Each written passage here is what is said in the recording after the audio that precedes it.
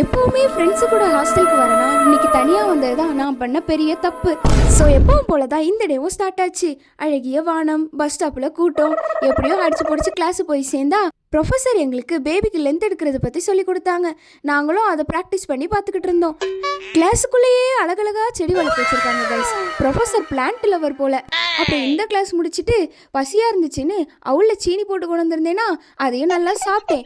சாப்பிட்டு முடிச்சுட்டு ஹாஸ்டலுக்கு கிளம்பிட்டேன். எப்போவுமே ஃப்ரெண்ட்ஸு கூட ஹாஸ்டலுக்கு வரேன்னா இன்றைக்கி தனியாக வந்தது தான் நான் பண்ண பெரிய தப்பு. கொஞ்சம் லேட்டானதுனால நான் இன்றைக்கி தனியாக வர நிலைமை. இறங்க வேண்டிய ஸ்டாப்பில் கரெக்டாக இறங்காமல் தப்பான ஸ்டாப்பில் போய் இறங்கிட்டேன். சரி மேப்பை போட்டு போவோன்னு பார்த்தா ஸ்டாப் எங்கேயோ இருக்குது. 2 கிலோமீட்டர் நடக்கணும்னு வேற போட்டிருந்துச்சா, நானும் நடக்க ஆரம்பிச்சிட்டேன். சரி நடந்து போக வேண்டியது தானே நினச்சிங்கன்னா அங்கே தான் ட்விஸ்ட்டு. மணி அப்போ 5:45 இருக்கும். இருட்ட வேற ஆரம்பிச்சிருச்சு. ஏரியாவில் வேற யாருமே இல்லை. எனக்கு சரியான பயம். ஹாஸ்டலில் இருக்க ஃப்ரெண்ட்ஸுக்கு கால் பண்ணால் யாருமே எடுக்கலை. இதுக்கு மேலே யாரையும் நம்பினா வேலைக்கு ஆகாது. ஏசப்பா என்னை எப்படியாச்சும் ஹாஸ்டல் கொண்டு போய் சேர்த்துருங்கன்னு ஜெபம் பண்ணிக்கிட்டே நடக்க ஆரம்பிச்சிட்டேன் கைஸ். எப்படியோ நடந்து பஸ் ஸ்டாப்பை கண்டுபிடிச்சிட்டேன். பஸ்ஸில் ஏறி ஹாஸ்டலுக்கு போகிற ஸ்டாப்பில் போய் இறங்குனா மழை வேற தூத்த ஆரம்பிச்சிருச்சு.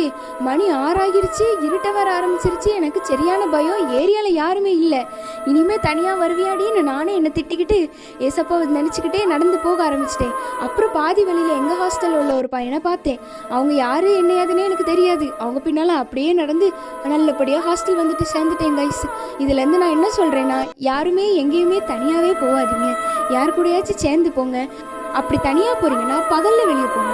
இருட்டுற டைமில் எங்கேயுமே தனியாக சுற்றாதீங்க.